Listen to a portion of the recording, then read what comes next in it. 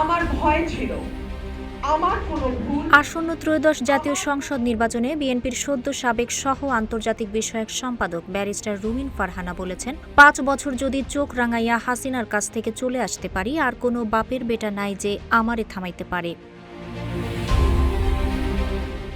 ৬ জানুয়ারি বিকেলে সরাইল উপজেলার নোয়াগাঁও ইউনিয়নের কুচনি ভুট্টা গ্রামে নির্বাচনী গণসংযোগকালে ভোটারদের উদ্দেশ্যে এ কথা বলেন তিনি।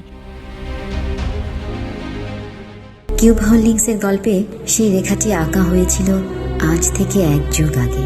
নকশাই আমাদের ভাষা। Cube holdings limited. Rumin Farhana বলেন, এ আসনে প্রার্থী ভাড়া করতে হইলেও এখন শুনতে হয় ধানই নাকি খেজুর গাছ। ক্ষমতায় গেলেই চান্দাবাজি ধান্দাবাজি কইরা ২ মাসে ২০০ কোটি টাকা কামাইয়া ফেলতে হবে, এটা তো ঠিক নয়। আরেকজনের ব্যবসা দখল, বালু উঠানো, এগুলো ঠিক না। এগুলো করলে মানুষ দূরে চলে যায়। আমি যতদিন বেঁচে আছি এই সত্য কথা বলতেই থাকব। যেই অন্যায় করবে তার বিরুদ্ধে বলবো। ব্রাহ্মণবাড়িয়া ২ আসনে বিএনপির দলীয় মনোনয়ন প্রত্যাশী ছিলেন ব্যারিস্টার রুমিন ফারহানা। মনোনয়ন না পেয়ে রুমিন ফারহানা স্বতন্ত্র প্রার্থী হিসেবে এ আসনে লড়ছেন। দলীয় সিদ্ধান্ত অমান্য করে স্বতন্ত্র প্রার্থী হয় গত ৩০ ডিসেম্বর বিএনপি থেকে রুমিন ফারহানাকে বহিষ্কার করা হয়েছে। নিউজ ডেস্ক, রূপালী বাংলাদেশ।